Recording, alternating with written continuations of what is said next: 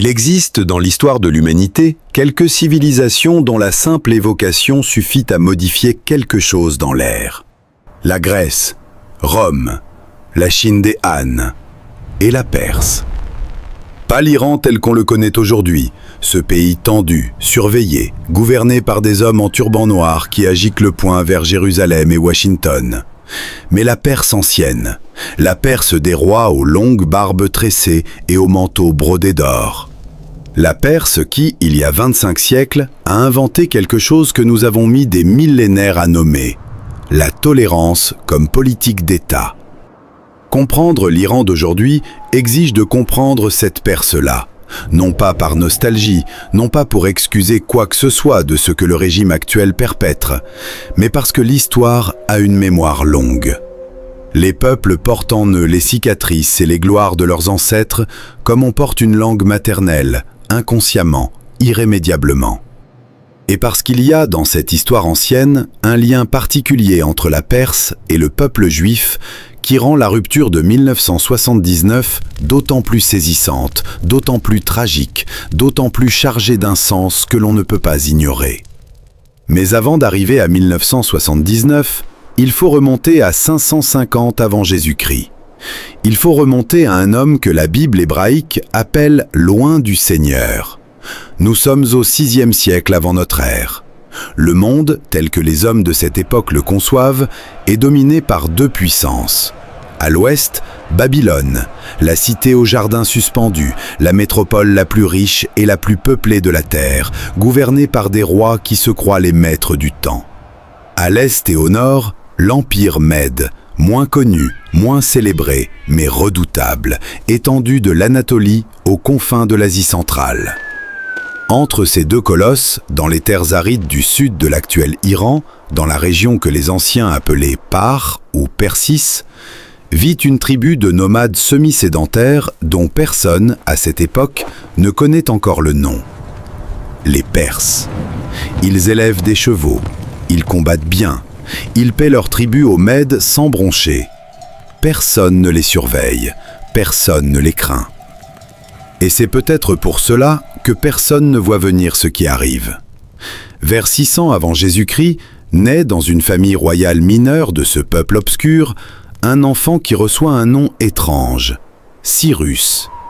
En vieux perse, le mot vient peut-être d'une racine signifiant « le soleil ». D'autres étymologies évoquent « celui qui humilie verbalement ses ennemis ». Les deux peut-être conviennent, car Cyrus sera à la fois une lumière et une force. Son grand-père maternel est Astiage, roi des Mèdes. Et selon Hérodote, qui écrit un siècle plus tard et mêle allègrement l'histoire et la légende, Astiage fait un rêve. Il rêve que de la fille qu'il a donnée en mariage à un prince perse sort une vigne qui recouvre tout l'empire. Les mages interprètent le songe comme une prophétie. Son petit-fils le renversera. Astiage décide de faire tuer l'enfant à la naissance. La suite est digne des grands mythes fondateurs que les hommes se racontent depuis l'aube des temps. Le serviteur chargé du meurtre ne peut se résoudre à tuer le nouveau-né. Il le confie à un berger et à sa femme, qui l'élèvent comme leur fils. Cyrus grandit dans les collines, ignorant tout de sa noblesse. Puis le destin se révèle. La prophétie s'accomplit. Toujours. Nous n'avons pas à croire chaque détail de ce récit. Ce qui importe, c'est ce que cette légende dit sur la façon dont les peuples anciens comprenaient Cyrus. Comme un homme qui n'aurait pas dû exister, que des puissants avaient tenté d'effacer avant sa naissance et qui était revenu quand même. Cette image du survivant qui revient, du phénix déjà, traversera toute l'histoire de la Perse comme un fil rouge invisible. En 550 avant Jésus-Christ, Cyrus se soulève contre son grand-père Astiage. La rébellion est brève et décisive. L'armée mède, dit-on, déserte pour rejoindre Cyrus. Astiage est capturé. Et là, premier geste inattendu d'un homme dont toute la vie sera faite de gestes inattendus. Cyrus épargne son grand-père. Il ne le fait pas exécuter, il ne l'humilie pas. Il le garde auprès de lui, honoré, jusqu'à sa mort naturelle. Ce n'est pas de la faiblesse, c'est une déclaration de politique. Cyrus dit au peuple qu'il conquiert « Je ne suis pas venu pour détruire, je suis venu pour absorber ». Il absorbe les Mèdes, il intègre leur armée, adopte leurs structures administratives, préserve leurs élites. L'Empire Mède ne disparaît pas, il devient le noyau de quelque chose de plus grand. Quelques années plus tard, Cyrus se tourne vers l'ouest, vers la Lydie, en Anatolie, gouvernée par le légendaire Crésus, dont la richesse est tellement proverbiale que nous disons encore aujourd'hui « riche comme Crésus ». La bataille est courte, Crésus est capturé, et Cyrus l'épargne lui aussi. Il en fait un conseiller. Un homme qui connaît ses propres erreurs est le meilleur des conseillers. Et puis, en 539 avant Jésus-Christ, Cyrus se tourne vers Babylone. Babylone. Il faut s'arrêter un instant sur ce nom, parce qu'il ne désigne pas seulement une ville, il désigne une idée. L'idée de la puissance absolue, de la richesse insolente, de l'orgueil humain porté à son sommet. Babylone, c'est la ville dont les murs étaient si épais que des chars à 4 chevaux pouvaient s'y croiser sans se toucher. C'est la ville des jardins suspendus, l'une des 7 merveilles du monde antique. C'est la ville du roi Nabuchodonosor, qui avait envahi la Judée, détruit le temple de Jérusalem et déporté le peuple juif dans ses propres murs. Depuis 586 avant Jésus-Christ, depuis près de 50 ans à ce moment, des dizaines de milliers de Juifs vivent en exil à Babylone. Ils pleurent au bord des fleuves, dit le psaume. Leurs harpes sont accrochées au saule. Comment chanteraient-ils le chant du Seigneur en terre étrangère? Cyrus marche sur Babylone. Les armées babyloniennes l'affrontent dans la plaine. Elles sont défaites. La ville se rend presque sans combat. Certains récits babyloniens présentent même Cyrus comme un libérateur accueilli par la population, las du dernier roi Nabonide et de ses lubies religieuses. Et là, à Babylone, Cyrus fait quelque chose qui n'a pas de précédent dans l'histoire des conquêtes. Il ne pille pas, il ne brûle pas, il ne massacre pas. Il entre dans la grande cité en vainqueur, mais il se présente aux Babyloniens comme le serviteur de leur propre dieu, Marduk, le dieu suprême du panthéon babylonien. Il restaure les temples que Nabonide avait négligés. Il rétablit les cérémonies religieuses traditionnelles. Et il déclare que tous les peuples déportés par les rois babyloniens sont libres de rentrer dans leur pays d'origine. Tous les peuples, dont les Juifs. Ce décret est gravé sur un cylindre d'argile, découvert à Babylone en 1879, aujourd'hui conservé au British Museum. Le cylindre de Cyrus. Certains historiens y voient la première charte des droits de l'homme de l'histoire. D'autres nuancent. C'est d'abord un acte de propagande politique, un texte destiné à légitimer Cyrus aux yeux des élites babyloniennes. Ces deux lectures ne s'excluent pas. Les grands actes politiques sont souvent à la fois sincères et calculés. Ce qui compte, c'est la conséquence. La conséquence, c'est que les Juifs rentrent à Jérusalem. Ils rentrent dans leur ville, vers les ruines de leur temple.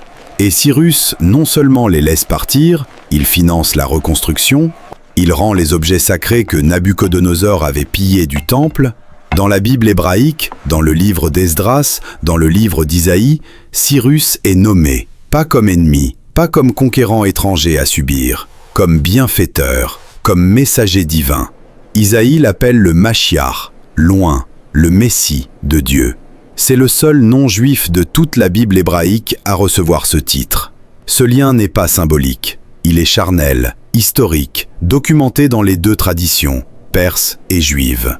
Et il pose une question qui traverse les siècles comme une flèche. Comment un peuple dont le fondateur a libéré les Juifs de Babylone est-il devenu, 2500 ans plus tard, le régime qui appelle à l'annihilation de l'État juif?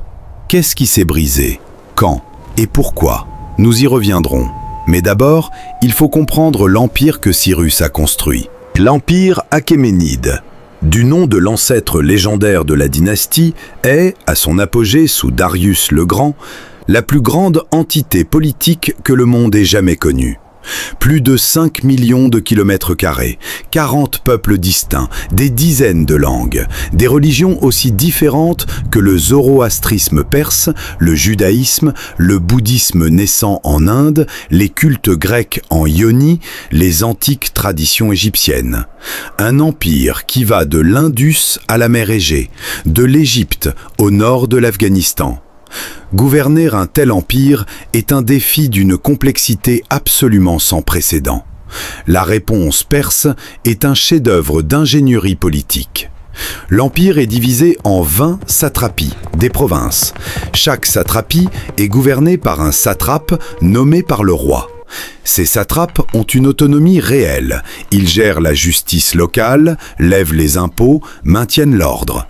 Mais ils rendent des comptes réguliers à la cour. Et surtout, des inspecteurs royaux, que les Grecs appelleront les yeux et oreilles du roi, circulent en permanence à travers l'Empire, sans annonce préalable, pour surveiller les satrapes, vérifier les comptes, rapporter les abus. C'est un système d'audit royal, un précurseur de ce que nous appelons aujourd'hui la gouvernance décentralisée avec contrôle central. Et puis il y a la route royale, 2600 km de route pavée reliant Suse, la capitale administrative, à Sardes, la grande ville d'Anatolie. Le long de cette route, des stations de relais toutes les 25 km environ, des chevaux frais, des cavaliers prêts. Un message royal peut parcourir la route entière en 7 jours. 7 jours pour 2600 km, en 500 avant Jésus-Christ. La poste express romaine, 2 siècles plus tard, ne fera pas mieux. Les Américains du Pony Express, au XIXe siècle, mettront 10 jours pour traverser un continent plus vaste avec des chevaux plus rapides. Ce réseau de communication est le système nerveux de l'Empire. Il permet au roi de réagir rapidement aux crises, d'envoyer des ordres, de recevoir des informations. Il est aussi, plus profondément, une déclaration d'intention. Cet empire ne gouverne pas par la terreur seule. Il gouverne par la connexion, par la circulation, par la vitesse de la décision. Mais la force la plus profonde de l'Empire achéménide n'est ni militaire ni administrative, elle est philosophique. Elle réside dans un principe que l'Empire applique avec une constance remarquable, le respect des cultures locales. Les Perses n'imposent pas leur religion. Le zoroastrisme reste la religion personnelle du roi et de sa cour. Mais jamais le roi perse n'exige que ses sujets l'adoptent. Les temples de Babylone restent debout. Les prêtres égyptiens continuent d'officier. Les Juifs reconstruisent leur temple à Jérusalem avec l'argent du trésor royal. Les Perses n'imposent pas leur langue. Dans l'administration centrale, 3 langues sont utilisées en parallèle. L'élamite pour les comptes, le babylonien pour les communications avec les provinces de l'Ouest, l'araméen comme langue internationale du commerce et de la diplomatie. Cette tolérance n'est pas de la faiblesse, ce n'est pas de l'indifférence, c'est une stratégie lucide et efficace. Les Perses ont compris quelque chose que beaucoup d'empires avant et après eux ont refusé d'admettre. Il est moins coûteux de gouverner des peuples qui continuent à vivre selon leurs traditions que d'essayer de les effacer. Un peuple qui garde sa langue, sa religion et ses coutumes est plus susceptible d'accepter une domination raisonnable, prévisible et juste. Persépolis, la ville que Darius commence à construire vers 515 avant Jésus-Christ, que ses successeurs continueront pendant des générations. Elle s'élève sur une terrasse de pierre taillée dans le flanc d'une montagne, à 12 mètres au-dessus de la plaine de Marvdasht. Ces escaliers monumentaux sont assez larges pour que des processions entières y montent de front. Ces colonnes, hautes de 20 mètres, supportaient des plafonds de cèdre du Liban dont on a retrouvé les fragments carbonisés. Mais ce qui rend Persépolis unique, ce sont ses bas-reliefs. Sur les murs et les escaliers de l'Apadana, la grande salle d'audience, des artisans ont sculpté les délégations de 23 peuples de l'Empire. On les reconnaît à leurs costumes, à leurs coiffures, à leurs offrandes.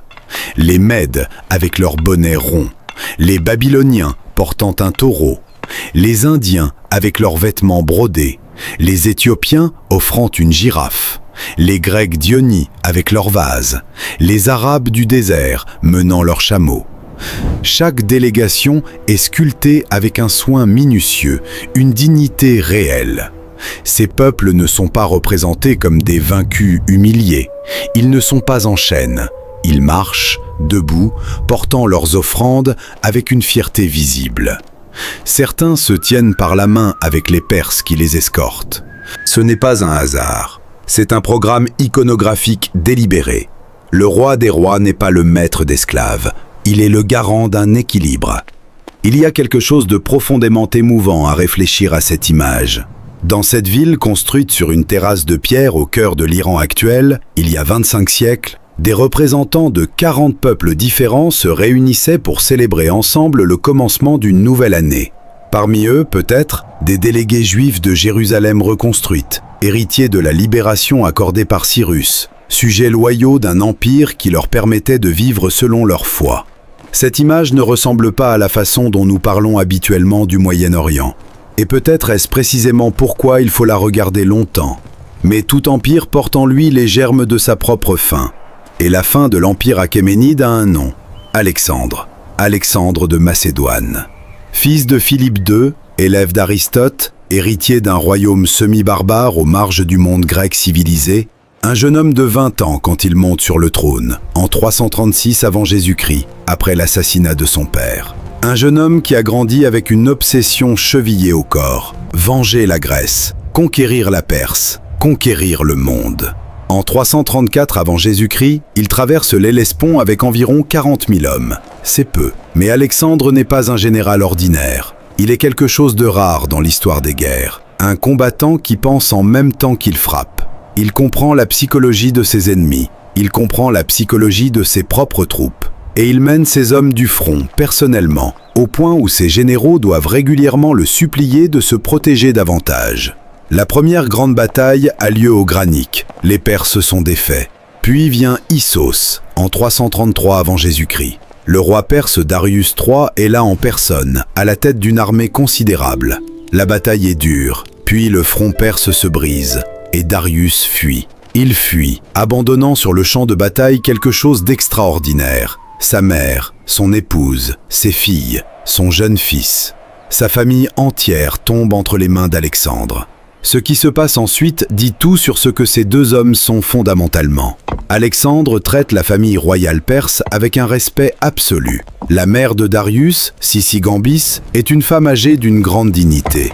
Quand elle voit Alexandre et son ami Héphaïstion pour la première fois, elle se prosterne devant Héphaïstion, le prenant pour le roi à cause de sa haute stature. On l'informe de son erreur. Elle est mortifiée. Alexandre la rassure avec douceur. Il lui dit que son geste n'est pas une faute, car Héphaïstion est aussi Alexandre. Cette scène dit quelque chose de fondamental sur le conquérant. La générosité envers les vaincus, le respect des familles royales, la conscience que la manière dont on traite les prisonniers révèle ce qu'on est vraiment.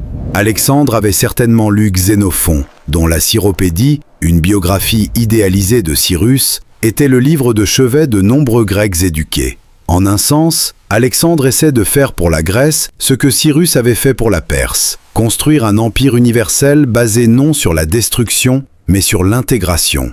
La différence, c'est qu'il n'en a pas le temps.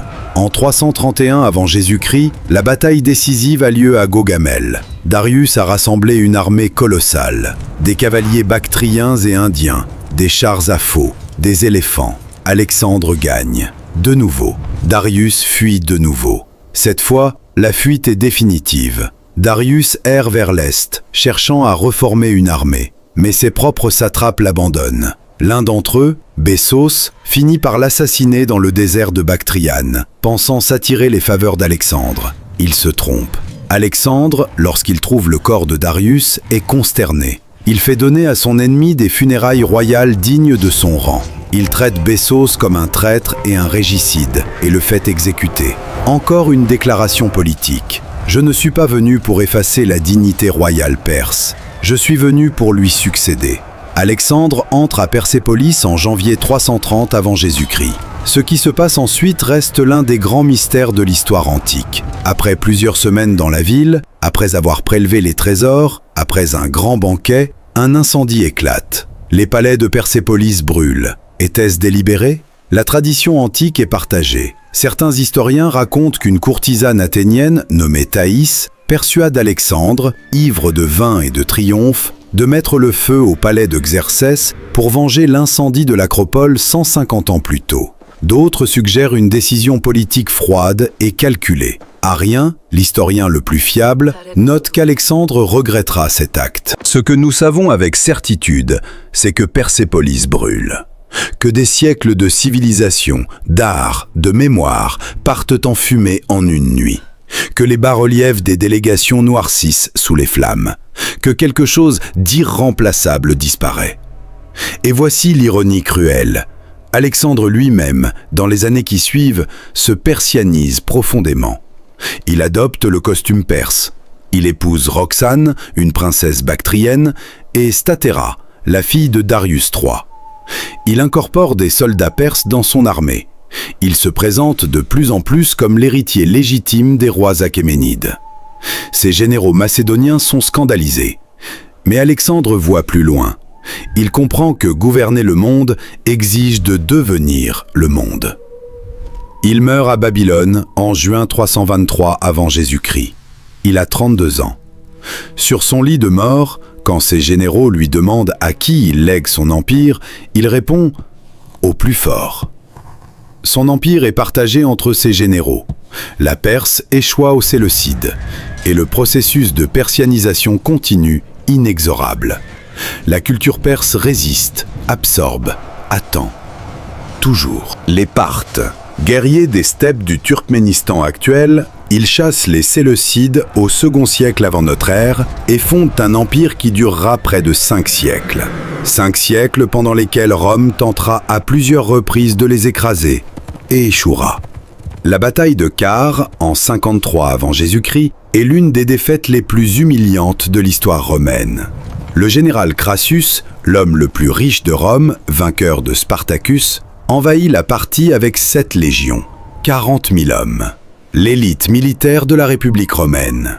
Les Parthes les attirent dans le désert de Mésopotamie, puis commence quelque chose que les légionnaires romains n'ont jamais vu.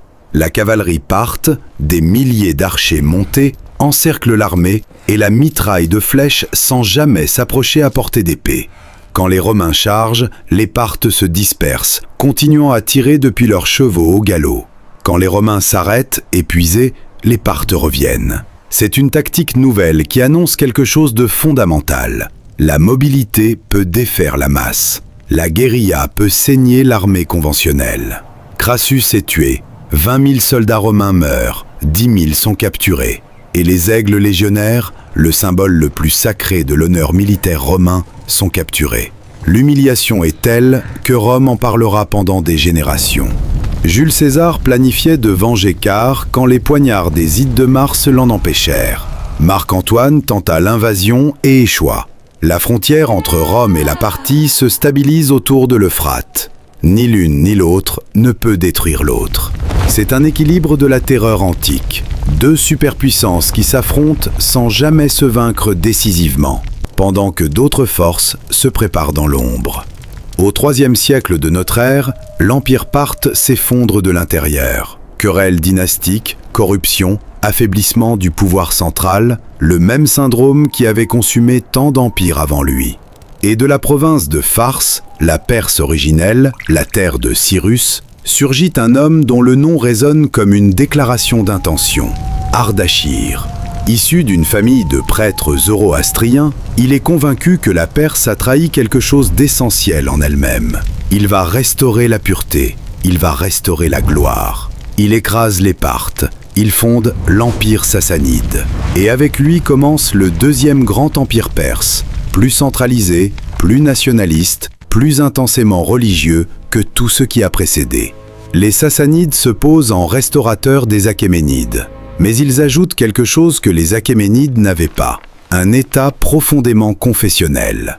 Le zoroastrisme n'est plus la religion du roi, il est la religion d'État, soutenue et imposée par la puissance impériale. Cette alliance entre le pouvoir politique et le pouvoir religieux, le roi et les prêtres, l'épée et la foi, est une innovation qui aura des conséquences profondes. Des siècles plus tard, quand l'Iran chiite cherchera un modèle historique pour sa propre théocratie, il regardera vers les Sassanides, et il trouvera dans ce précédent antique une légitimité qui traverse les âges. Les Sassanides affrontent Rome, puis Byzance, dans des guerres incessantes. Ils conquièrent la Syrie, la Palestine, l'Égypte.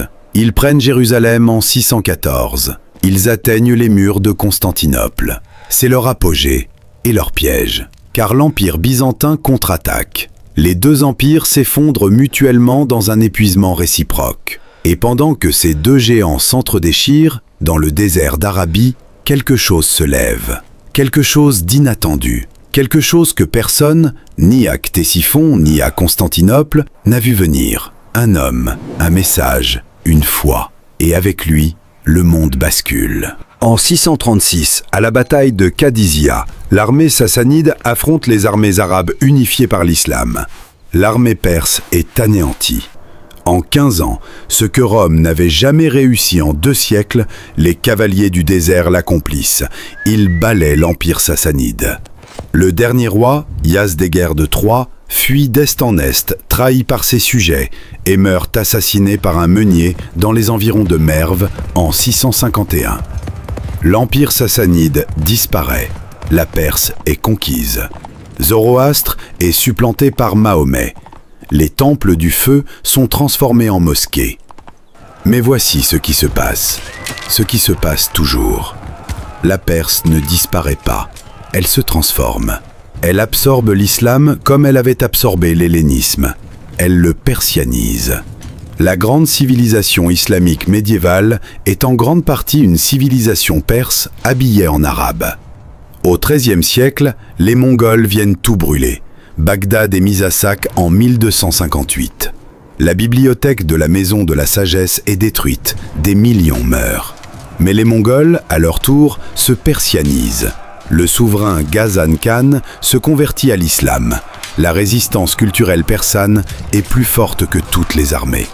Au XVIe siècle, une nouvelle révolution transforme la Perse. En 1501, un jeune chef de 14 ans, nommé Ismaïl, prend le contrôle de Tabriz et fonde la dynastie safavide. Et il fait quelque chose de radical. Il impose le chiisme duodécimain comme religion d'État. Pourquoi ce choix ? En partie par conviction religieuse sincère, mais en grande partie par calcul politique. La Perse est entourée de puissants voisins sunnites. En faisant de la Perse un État chiite, Ismaïl crée une identité distincte, une frontière confessionnelle qui distingue la Perse de ses rivaux. Il donne à son peuple une raison de se battre pour lui. Cette décision du XVIe siècle est encore l'une des forces les plus puissantes qui structurent la politique du Moyen-Orient aujourd'hui. La fracture chiite-sunnite, la rivalité entre l'Iran et l'Arabie saoudite, les guerres par procuration au Liban, en Syrie, en Irak, au Yémen, tout cela plonge ses racines dans cette décision d'un adolescent prise il y a 500 ans. Sous le Shah Abbas le Grand, qui règne de 1588 à 1629, la Perse safavide atteint son apogée. Sa capitale, Ispahan, devient l'une des plus belles villes du monde. La place Nag-e-Jahan est l'une des plus grandes places publiques de l'histoire, 510 mètres de long, bordée de la mosquée royale, de la mosquée Cheikh Lotfola et du Grand Bazar. Un chef-d'œuvre d'urbanisme, un espace conçu pour la grandeur. Mais la dynastie s'affaiblit après Abbas. En 1722, des tribus afghanes envahissent et prennent Ispahan. L'empire s'effondre. Au XIXe siècle, les Qajars gouvernent une Perse fragilisée, prise en étau entre l'Empire russe au nord et l'Empire britannique au sud. Les guerres russo-persanes sont des désastres. Le traité de Turkmanchai, en 1828, cède la Géorgie, l'Arménie et l'Azerbaïdjan à la Russie. La Perse devient un semi-protectorat. Le pétrole est découvert au début du XXe siècle. La Anglo-Persian Oil Company, future BP, obtient un monopole sur l'exploitation du pétrole iranien dans des conditions léonines. La colère nationale s'accumule, lentement, comme une pression qui ne trouve pas de soupape. En 1921, un officier de l'armée, Reza Khan, mène un coup d'État. En 1925, il se proclame Shah et fonde la dynastie Pahlavi. Dictateur mais modernisateur, il transforme radicalement le pays. Il construit des chemins de fer, des routes, des écoles. Il interdit le voile et réforme le droit. Il brise le pouvoir des tribus et du clergé chiite. En 1935, il demande à la communauté internationale d'appeler le pays Iran.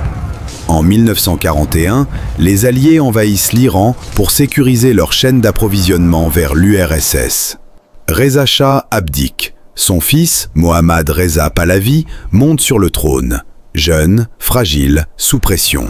Mohammad Mossadegh. Il est né en 1882 dans une famille aristocratique. Il a étudié le droit en France et en Suisse. Il est petit, voûté, perpétuellement fatigué en apparence. Il pleure facilement lors de ses discours. Et pourtant, cet homme fragile est doté d'un courage politique et d'une intégrité morale rare. Son obsession, le pétrole. Récupérer pour l'Iran le pétrole que les Britanniques exploitent depuis 40 ans dans des conditions humiliantes. L'Anglo-Iranian Oil Company tire des profits colossaux du sol iranien tout en payant à l'État iranien des redevances dérisoires. Elle emploie des milliers d'Iraniens dans des conditions de quasi-apartheid, cantines séparées, logements séparés, postes de direction réservés aux Britanniques. C'est une humiliation nationale quotidienne. En 1951, Mossadegh est nommé Premier ministre. Il porte un projet, nationaliser le pétrole iranien, remettre à l'Iran ce qui appartient à l'Iran. Le Majlès vote la nationalisation, le Shah signe. Et dans le monde colonisé, Mossadegh devient une icône. Londres est furieuse. La Grande-Bretagne organise un boycott international. Les techniciens britanniques quittent l'Iran. L'économie s'effondre. Et Washington s'inquiète. En 1953, la CIA et le MI6 mettent en œuvre l'opération Ajax. Des agents iraniens payés par les services secrets déclenchent des émeutes. L'armée, fidèle au Shah, intervient. Mossadegh est arrêté. Le Shah revient au pouvoir, désormais perçu comme un pion occidental. Un ressentiment que les mollahs exploiteront habilement 26 ans plus tard. Ce coup d'État de 1953 grave dans la conscience collective iranienne la conviction que l'Occident est prêt à sacrifier la démocratie iranienne pour ses intérêts pétroliers. Cette conviction nourrira la révolution islamique. Et elle sera utilisée par le régime des mollahs pour justifier son hostilité permanente envers l'Occident. Le Shah revient au pouvoir. En 1957, avec l'aide de la CIA et du Mossad israélien, il fonde la SAVAK, la police secrète iranienne. La SAVAK devient l'un des services de renseignement les plus redoutés du monde. Elle surveille, arrête, torture et exécute. Des milliers de prisonniers politiques passent par ces cellules. Dans le même temps, le Shah lance sa révolution blanche. La réforme agraire redistribue des terres. Le droit de vote est accordé aux femmes. L'économie décolle. L'Iran des années 1960 et 1970 est un pays en transformation rapide. Téhéran ressemble à certains égards à une métropole internationale. Et l'Iran est un allié stratégique clé de l'Occident et d'Israël. Les deux pays coopèrent militairement, économiquement, diplomatiquement. Du pétrole iranien alimente les raffineries israéliennes. Des milliers de techniciens israéliens travaillent en Iran. Sous le Shah, Israël et l'Iran sont des partenaires. Mais sous la surface brillante de la modernisation, les tensions s'accumulent. La modernisation est inégale. Les revenus pétroliers enrichissent une élite urbaine, mais les campagnes restent pauvres. La corruption est endémique. La SAVAK torture les opposants. Et le clergé chiite, mené par l'ayatollah Rouhollah Khomeini depuis son exil, d'abord en Irak, puis à Naufle-le-Château en France, prépare sa revanche. En 1977, Jimmy Carter fait pression sur le Shah pour libéraliser son régime. Le Shah, affaibli par un cancer dont il n'avoue pas la gravité, hésite. C'est suffisant pour que l'opposition s'enhardisse. En janvier 1978, un article du journal officiel attaque Khomeini. Des étudiants manifestent à Qom. La police tire. Des morts. 40 jours plus tard, le délai traditionnel du deuil chiite, de nouvelles manifestations. Nouveaux morts. Le cycle s'emballe. Le 16 janvier 1979, le Shah quitte l'Iran pour ce qu'il présente comme des vacances médicales. Il ne reviendra jamais. Le 1er février 1979, Khomeini descend d'un Boeing 747 à Téhéran. Des millions l'attendent. Un journaliste lui demande ce qu'il ressent à l'idée de rentrer dans son pays après 15 ans d'exil. Il répond « Rien ». La République islamique naît le 1er avril 1979.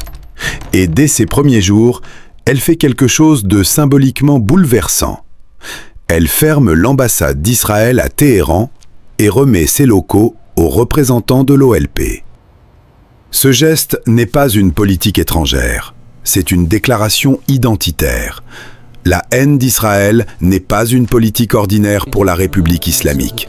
Elle est constitutive de son identité idéologique. La révolution dévore ses propres enfants. Les libéraux, les nationalistes, les communistes, les féministes, tous ceux qui avaient participé à renverser le Shah mais ne partagent pas la vision théocratique de Khomeini sont progressivement écartés, réprimés, éliminés. Une nouvelle constitution inscrit la doctrine du Velayat et Faqih. Le guide suprême, autorité religieuse et politique ultime, est au-dessus du président, au-dessus du Parlement, au-dessus de tout. Pour les femmes, la révolution est une trahison. Elles avaient manifesté contre le Shah pour un Iran plus libre. En quelques mois, le voile devient obligatoire. La ségrégation des sexes est imposée. L'âge légal du mariage pour les filles descend à 9 ans. En novembre 1979, des étudiants islamistes prennent d'assaut l'ambassade américaine à Téhéran. 52 diplomates sont retenus otages pendant 444 jours. Libérés à la minute précise où Ronald Reagan prête serment, le 20 janvier 1981, la coïncidence n'a jamais été entièrement expliquée. En septembre 1980, Saddam Hussein envahit l'Iran. Il croit à une victoire rapide. Il se trompe. La guerre Iran-Irak durera 8 ans. Des centaines de milliers de morts, des attaques chimiques au gaz moutarde et au gaz sarin perpétrées par l'Irak avec des armes fournies par des pays occidentaux. Des vagues d'adolescents iraniens marchant sur les champs de mines munis de clés en plastique symbolisant les portes du paradis. La communauté internationale soutient l'Irak. On préfère Saddam au Mollah. En 1982, après avoir repoussé les Irakiens, Khomeini refuse le cessez-le-feu. Il veut envahir l'Irak, libérer Karbala et Nadjaf, exporter la révolution. C'est une erreur catastrophique. Les offensives iraniennes se brisent. Des dizaines de milliers de jeunes Iraniens meurent dans des assauts frontaux. En 1988, Khomeini boit ce qu'il appelle lui-même la coupe de poison de la paix. Il meurt le 3 juin 1989. 10 jours auparavant, il avait ordonné l'un des actes les plus sanglants de la République islamique, l'exécution massive de prisonniers politiques dans les prisons iraniennes au cours de l'été 1988. Des milliers de personnes. Ce massacre, longtemps dissimulé, reste l'un des crimes les plus sombres du régime. Son successeur est Ali Khamenei, moins charismatique mais plus habile politiquement. Sous lui, la République islamique se bureaucratise. Des présidents plus ou moins réformateurs se succèdent. Aucun n'a de pouvoir réel sur les questions fondamentales. La politique étrangère, le programme nucléaire, la répression intérieure, tout reste dans les mains du guide suprême et de la garde révolutionnaire. La garde révolutionnaire iranienne, les Pasdaran, est le véritable État dans l'État. En 40 ans, elle est devenue une organisation tentaculaire qui contrôle une part considérable de l'économie, gère le programme nucléaire et balistique, supervise les réseaux de proxy régionaux et réprime toute opposition intérieure. Son bras extraterritorial, la force Quds, construit méthodiquement l'axe de la résistance. Un réseau de milices et de groupes armés qui transforme le Moyen-Orient en théâtre de la puissance iranienne. Au Liban, le Hezbollah, fondé en 1982, est devenu une organisation quasi-étatique avec plus de 150 000 roquettes et missiles pointés vers Israël. À Gaza, le Hamas et le djihad islamique reçoivent des financements, des armes, des formations iraniennes. En Syrie, la garde révolutionnaire sauve le régime d'Assad. En Irak, des dizaines de milices chiites agissent sous direction iranienne. Au Yémen, les Houthis frappent l'Arabie saoudite avec des missiles iraniens. L'objectif est constant, déclaré, répété: encercler Israël, l'affaiblir, préparer sa destruction. Le 7 octobre 2023, à l'aube, des milliers de terroristes du Hamas franchissent la barrière de séparation entre Gaza et Israël. Ce qui suit est le massacre le plus meurtrier perpétré contre des Juifs depuis la Shoah. 1200 personnes tuées, des nourrissons, des personnes âgées, des jeunes qui dansaient à un festival de musique. Plus de 250 personnes enlevées et emmenées à Gaza comme otages. L'empreinte iranienne est réelle et documentée. Les armes, les techniques, l'entraînement, le soutien logistique. L'Iran n'appuie pas lui-même sur la gâchette, mais il a fourni tout ce qui a permis à la gâchette d'être appuyée. Sa responsabilité morale est indéniable. Au cœur de tout cela, au cœur de l'axe de la résistance, au cœur de l'insomnie d'Israël, il y a le programme nucléaire. Lancé sous le Shah avec le soutien américain, réactivé secrètement dans les années 1990, révélé par des dissidents en 2002, l'Iran enrichit aujourd'hui de l'uranium à 60%, à quelques étapes techniques d'une qualité militaire. Il possède suffisamment de matière fissile pour, après enrichissement supplémentaire, produire plusieurs ogives. Les estimations convergent. Quelques semaines pour produire l'uranium nécessaire, quelques mois pour assembler une bombe. En 2015, l'accord JCPOA est signé. L'Iran accepte de limiter son programme en échange de la levée des sanctions. Israël est sceptique dès le début. L'accord ne démantèle pas le programme nucléaire iranien. Il le met en pause, et certaines de ces restrictions expirent après 10 ou 15 ans. En 2018, Donald Trump retire unilatéralement les États-Unis de l'accord. L'Iran riposte.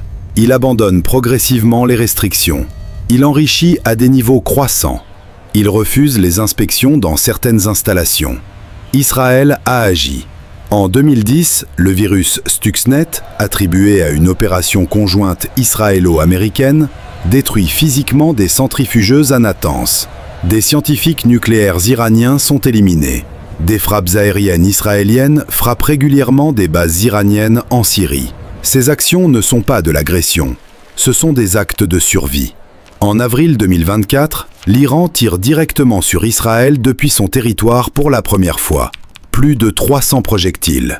Drones, missiles de croisière, missiles balistiques. Israël, avec le soutien de ses alliés, en intercepte plus de 99%. Puis riposte de manière chirurgicale, frappant une installation de défense anti-aérienne près d'Ispahan. Le message est sans équivoque. Nous pouvons vous atteindre, où que vous soyez, quand nous le décidons. Un Iran nucléaire changerait tout. Pas seulement la menace directe contre Israël, mais l'équilibre régional tout entier. Un Iran avec la bombe est un Iran qui agit avec une impunité que personne n'ose défier.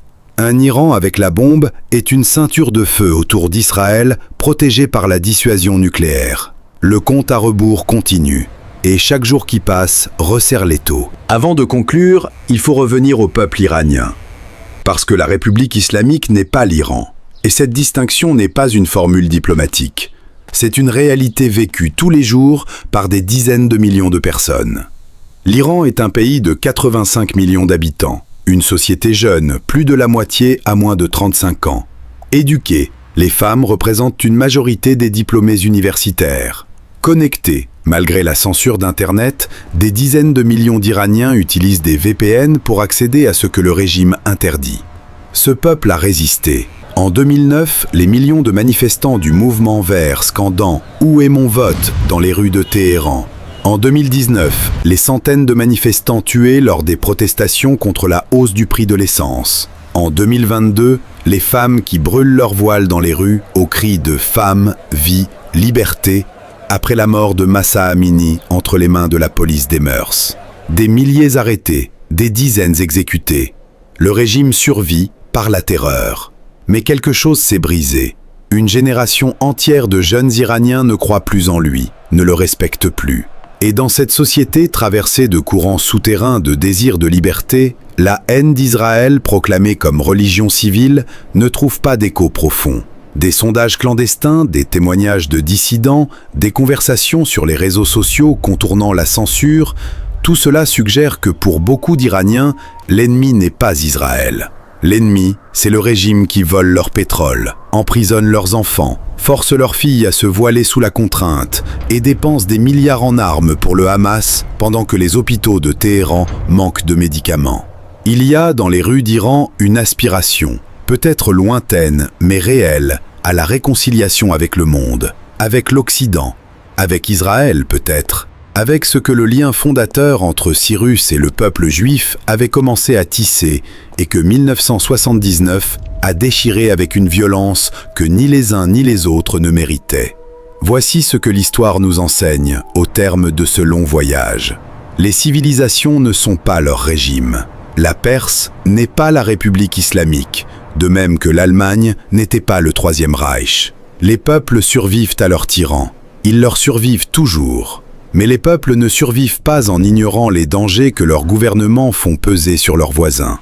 La tolérance envers la menace n'est pas de la sagesse, c'est de la complicité différée. Israël, seule démocratie de la région, État dont l'existence même est niée par le régime de Téhéran, dont les citoyens vivent depuis 1979 sous la menace d'un régime qui finance leurs assassins et développe l'arme capable de les anéantir, Israël n'a pas le luxe de l'abstraction philosophique. Il a le devoir de se défendre maintenant, avec les moyens du maintenant, contre les menaces du maintenant. Ce que l'Occident a parfois du mal à comprendre, depuis ses capitales sûres, depuis ses conférences diplomatiques, depuis ses éditoriaux qui pèsent les mots avec une minutie inversement proportionnelle aux enjeux, c'est que dans cette partie du monde, la naïveté ne se paye pas avec des regrets, elle se paye avec des vies. Cyrus le Grand libérait les Juifs de Babylone. Il comprenait, dans son intelligence politique instinctive, que la grandeur d'un empire se mesure à la façon dont il traite les plus vulnérables. Il comprenait que la tolérance n'est pas une faiblesse, mais une forme supérieure de force. Ce que la République islamique a fait en 1979, c'est trahir cet héritage, trahir Cyrus, trahir la meilleure part de ce que la Perse avait été. En faisant du peuple dont Cyrus avait garanti le retour à Jérusalem son ennemi existentiel, le régime des Mollahs a commis non seulement un crime politique, il a commis quelque chose qui ressemble, dans sa profondeur historique, à une trahison de soi. Le phénix persan a brûlé.